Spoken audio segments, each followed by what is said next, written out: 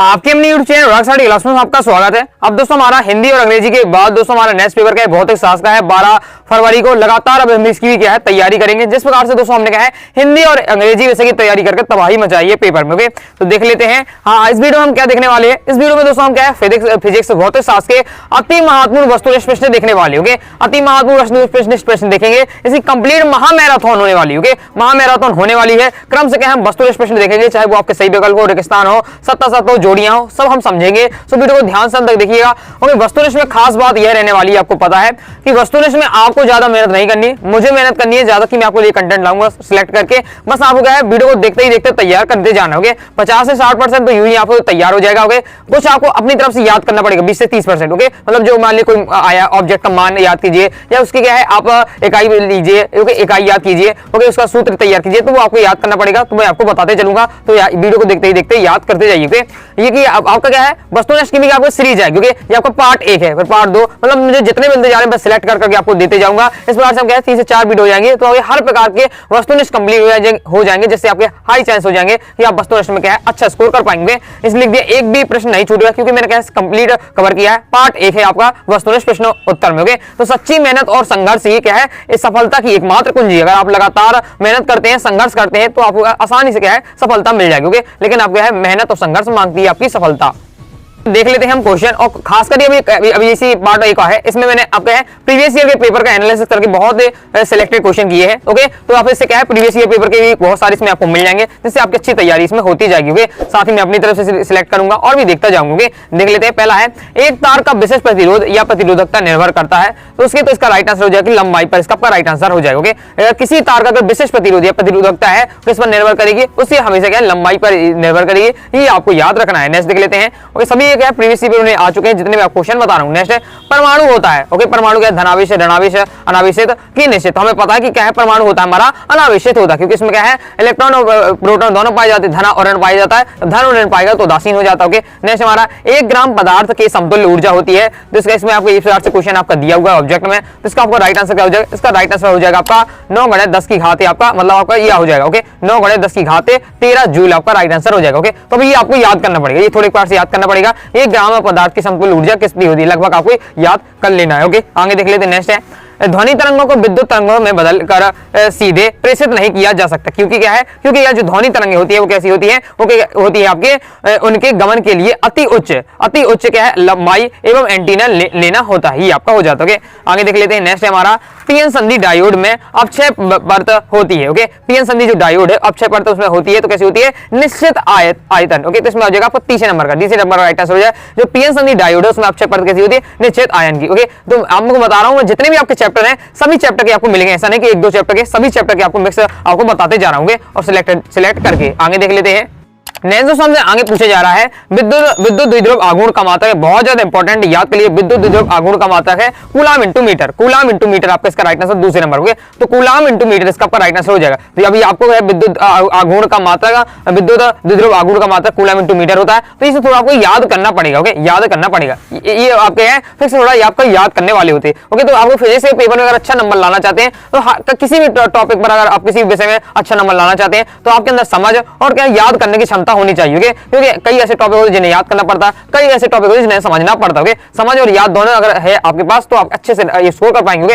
तो ये आपका रट लेना है इस प्रकार से। ओके, नेक्स्ट तरंग सदिश को व्यक्त किया जाता है, तरंग सदिश को व्यक्त किसमें किया जाता है, तो इसका राइट आंसर आपका ये वाला। ओके, कि इक्वल टू 2π/λ। ओके, ये आपको तैयार कर लेना है। नेक्स्ट हमारा शुद्ध जल के लिए निरपेक्ष आवर्तनांक का मान होता है, तो उसका हो जाए 1.33। ओके, 1.33 इसका आपका राइट आंसर हो जाएगा। ओके, अब ये भी याद करना है कि शुद्ध जल के लिए निरपेक्ष आवर्तनांक कितना होता है, तो इतना होता है। अब होता ही है तो अब इसमें समझने की बात नहीं है, ये आपको क्या प्रैक्टिस और याद करना ही पड़ेगा। ओके, एक बार अगर याद कर लेते समझ लेते हैं, ओके, तो आपको आसानी से बन जाएगा। नेक्स्ट है हमारा परमाणु क्रमांक से तात्पर्य। तो परमाणु क्रमांक से हमें पता ही किससे तात्पर्य हमारा परमाणु क्रमांक से तात्पर्य होता है नाभिक में उपस्थित न्यूट्रॉन की संख्या। ओके, नाभिक में उपस्थित आपकी प्रोटॉन की संख्या, न्यूट्रॉन की नहीं प्रोटॉन की, तीसरे नंबर का राइट आंसर हो जाएगा। नाभिक मतलब जितने आपकी प्रोटॉन की संख्या होगी वो आपकी क्या है परमाणु क्रमांक कहलाती है। तो प्रोटॉन की आपको ध्यान रखना है। ओके, नेक्स्ट हमारा n प्रकार के अर्धचालकों में पाए जाते हैं। n प्रकार के अर्धचालकों में क्या पाए जाते हैं, तो इसका हमारा राइट आंसर हो जाएगा अधिक संख्यक इलेक्ट्रॉन। ओके, ये आपको अच्छे से याद करना है। n प्रकार के अर्धचालक में क्या पाए जाते हैं,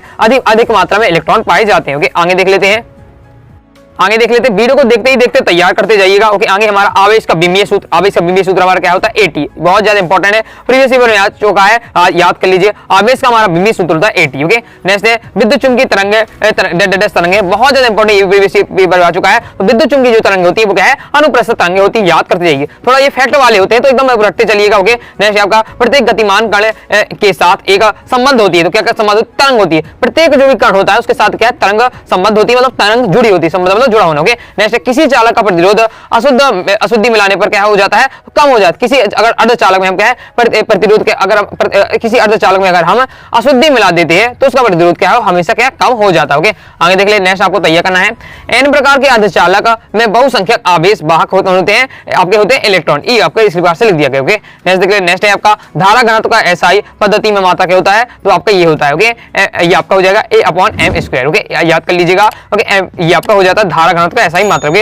नेक्स्ट हमारा प्रेरण प्रतिघात का SI पद्धति में मात्रक होता है ओम होता है। तो इसका SI मात्रक बहुत आता है, जरूर एक क्वेश्चन आता है SI पद्धति जिसमें आपसे किसी न किसी का SI मात्रक पूछा जाएगा। ओके, तैयार आप करते जाइएगा। नेक्स्ट हमारा इलेक्ट्रॉन के विशिष्ट आवेश का मात्रक SI पद्धति में कूलाम/किलोग्राम होता है। इसका आपका राइट आंसर क्या हो जाएगा, इलेक्ट्रॉन का विशिष्ट आवेश कितना होता है, 1.76 × 10⁻11 कूलाम/किलोग्राम होता है। ओके, तो ये सब एक दिन रटने वाले हैं एकदम आपके। ओके, नेक्स्ट आपका हाइड्रोजन परमाणु का निम्नतम अवस्था में इलेक्ट्रॉन की ऊर्जा इलेक्ट्रॉन बोल होती है, तो हाइड्रोजन परमाणु की निम्नतम अवस्था में पूछा है, तो अब हो जाए -13.6, बहुत ज्यादा महत्वपूर्ण है, ये भी तैयार कर लीजिएगा। नेक्स्ट हमसे पूछा जा रहा है, सिलिकॉन परमाणु की बाह्यतम कक्षा में 10 इलेक्ट्रॉन पाए जाते हैं। सिलिकॉन की परमाणु में बाह्यतम कक्षा में 4 इलेक्ट्रॉन पाए जाते हैं, 4 इसका आपका राइट आंसर हो जाएगा। चलिए आगे देख लेते हैं, आगे देख लेते हैं हम क्या है, सही जोड़ियों के। इससे पहले दोस्तों अभी तक आपने क्या है, अपने कंप्लीट फिजिक्स के कोर्स को ज्वाइन किया तो ज्वाइन कर सकते हैं। ओके, फिजिक्स के कोर्स में आपको मिलेगा क्या, ऑल चैप्टर आपको क्या है, नोट्स आपको दिए जाएंगे। ऑल चैप्टर नोट्स के बाद आपको ऑल चैप्टर इंपॉर्टेंट क्वेश्चन,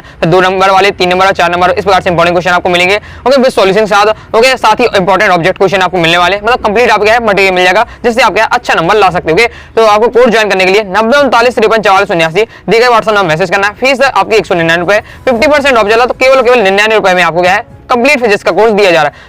केवल एक कॉपी की कीमत के बराबर में आपको है पूरा क्लास 12 का फिजिक्स कोर्स आपको प्रोवाइड करा रहा हूँ।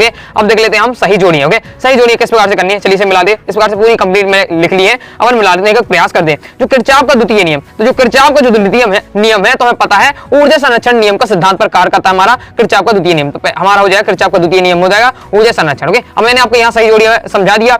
हो सकता है आपसे रेगिस्तान ने पूछ लिए, हो सकता है आपसे एक वाक्य ने पूछ लिए, तो आपको यह कंसेप्ट तैयार करते जाइएगा कि किरचॉफ का जो नियम है ऊर्जा संरक्षण के सिद्धांत पर कार्य करता है। फिर हमारा चल कुंडली धारा मापी, तो जो चल कुंडली धारा मापी, तो उसका राइट आंसर क्या हो जाएगा आपका धारा का चुंबकीय प्रभाव, धारा का चुंबकीय प्रभाव दिखाती है हमारी, तो आपका राइट आंसर हो जाएगा। नेक्स्ट हमारा बैंगनी रंग का प्रकाश, बैंगनी रंग का प्रकाश, तो इसका आपका राइट आंसर क्या हो जाएगा प्रिज्म द्वारा सर्वाधिक विचलन। ओके, प्रिज्म द्वारा सर्वाधिक विचलन, तो आपको याद करिएगा। ओके, अगर आप सीधे क्या एक वाक्य में से पूछ लिया जाए ऐसा, ओके, प्रिज्म द्वारा सर्वाधिक विचलन वाला रंग कौन सा है, ओके, कुछ रंग का प्रकाश, तो आपको लिखना पड़ेगा बैंगनी रंग, तो इसलिए क्या याद करते जाइएगा साथ ही। ओके, नेक्स्ट है लाल रंग का प्रकाश, तो लाल रंग का जो हमारा प्रकाश होता है वो क्या होता है, कांच में अधिकतम चाल। ओके, कांच में अधिकतम चाल, इसका आपका राइट आंसर हो जाएगा। फिर नेक्स्ट हमारा दोस्तों पांचवा हमारा पूछा है इलेक्ट्रॉन उत्सर्जन के लिए न्यूनतम ऊर्जा, तो कितनी इलेक्ट्रॉन उत्सर्जन के लिए न्यूनतम ऊर्जा जो होती है उसे कहते हैं हम कार्यफलन कहते हैं, तो हमारा इसका राइट आंसर आपका कार्यफलन। क्या कहते हैं हम, इलेक्ट्रॉन उत्सर्जन के लिए न्यूनतम ऊर्जा वो कार्यफलन कहलाती है। अब अगर पेपर में आपसे कार्यफलन का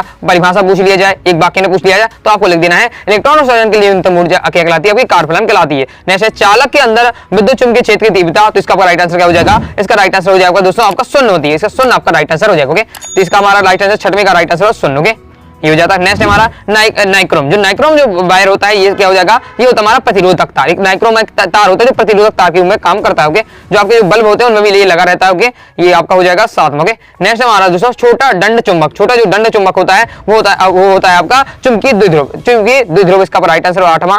9वां हमारा 10 प्रकाश किरणों की तरंगदैर्घ्य की कोटि, तो हमारी कितनी होती है, ये हमारी हो जाएगी यहाँ से आपका 10⁻⁻6 मीटर। ओके, ये आपका हो जाएगा, तो आपका हो जाएगा 9वां। और 10वां हमारा दोस्तों अल्फा कांड, तो अल्फा कांड होते हैं जो हमारे किस प्रकार से होते हैं, ये हो जाएगा हमारा हीलियम नामक, अल्फा कांड होते हैं हमारे हीलियम नामक, 10वां हो जाएगा। ओके, तो आई होप दोस्तों आप समझ चुके होंगे और ये आपके आंसर भी दिए हुए, तो यहाँ से आप प्रैक्टिस कर सकते हो। तैयार हो जाता है, आगे देख लेते हैं। अब हम एक वाक्य एक शब्द में उत्तर, लाइक और शेयर ठोक दीजिए, महाकाल का लाइक और शेयर ठोक लीजिए।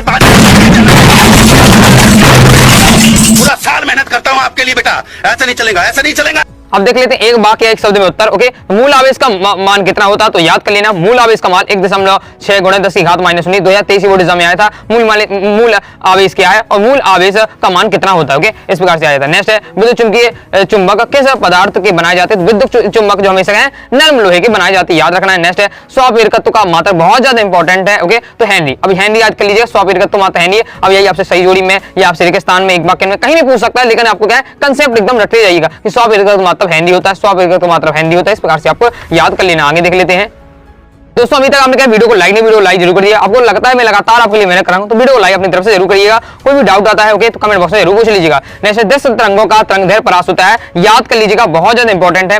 ये आपका क्या है 2022 की बोर्ड एग्जाम में आ चुका है। ओके, तो देख लीजिए इस 4000 ओके आपका एंगस्ट्रॉन से आपका होता है 7800 एंगस्ट्रॉन तक। ओके, देख लेते हैं। नेक्स्ट है चुंबकीय क्षेत्र में गतिशील आवेशित कण पर लगने वाले बल को क्या कहते हैं, बहुत ही ज्यादा महत्वपूर्ण लॉरेंज बल, इसका आपका राइट आंसर हो जाएगा। ओके, नेक्स्ट हमारा संयुक्त सूक्ष्मदर्शी के अभिदृश्य की आवर्धन क्षमता 6 है तथा नेतिका की आवर्धन क्षमता 5 है, कुल आवर्धन क्षमता का मान निकालना है। ओके, बस आपको इसको मल्टीप्लाई कर देना, फॉर्मूला होता है तो उसके अनुसार आपका क्या 30 इसका आपका राइट आंसर हो जाएगा। ओके, नेक्स्ट देख लेते हैं। नेक्स्ट है विकिरण की ऊर्जा तथा आवृत्ति में संबंध बताइए, तो इसका राइट संबंध क्या होता है, विकिरण ऊर्जा की आवृत्ति में संबंध इंपॉर्टेंट है, तो ये इक्वल टू हो जाएगा एसवी, इसका आपका राइट आंसर हो जाएगा। नेक्स्ट है हमारा बीटा कण में उपस्थित आवेश का मान, तो बीटा कण में उपस्थित आवेश का मान अब ये भी आपका रटने वाला है कि 1.6 गुणा 10 की घात -19 कूलम आपका ये होता है आपका बीटा कण में उपस्थित आवेश का मान। ओके, नेक्स्ट है धातुओं के लिए ऊर्जा अंतराल का मान होता है तो होता है 0, इसका आपका राइट आंसर हो जाएगा। ओके, तो इस प्रकार से दोस्तों मैंने आपको पार्ट 1 में ये आपको वस्तुनिष्ठ कंप्लीट कराए हैं। ऐसा नहीं कि बस आपके क्या है पूरा वस्तुनिष्ठ हो गया इसी से पूरा पेपर आए। ओके, ये आपका पार्ट 1 है, केवल पार्ट 1 है जितना मैंने अभी सिलेक्ट किया है। अभी मैं और सिलेक्ट करूंगा और छांटूंगा तब मैं आपको फिर आगे आपको बताऊंगा। ये पार्ट 1 था अति महत्वपूर्ण वस्तुनिष्ठ प्रश्न का।